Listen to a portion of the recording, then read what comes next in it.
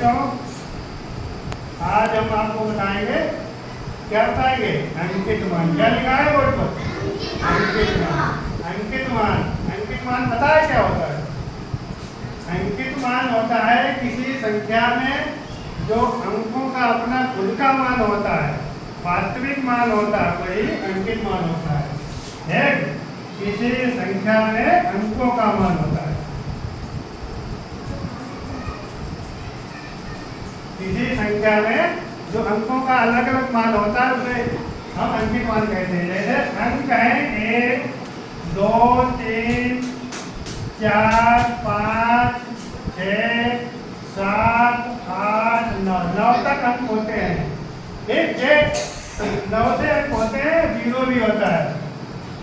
ये अंक जहां पर रखे हो, संख्या में जहां पर रखे होंगे उसी का मान अंक होगा, उसी का मान अंकित मान होगा।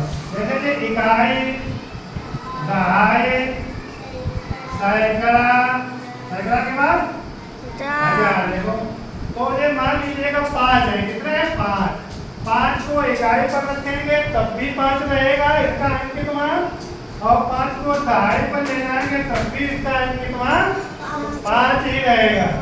अब जब इसका स्थानीय मान बदल जाएगा, 5 को दहाई पर रखेंगे तो स्थानीय मान इसका हो जाएगा 50। स्थानीय मान कितना हो जाएगा? 50।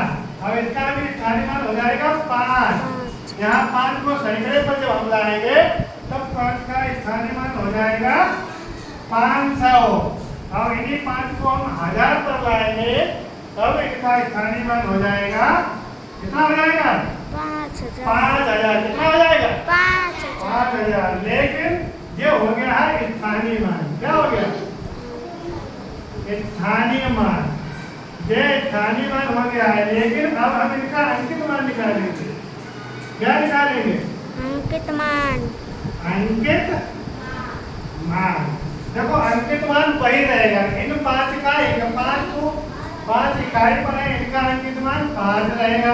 5 को दहाई पर ले गए लेकिन स्थानीय मान बदल गया, लेकिन अंकित मान 5 ही रहेगा। 5 चाहे सैकड़ा पर ले जाओ फिर भी इनका अंकित मान 5 ही रहेगा।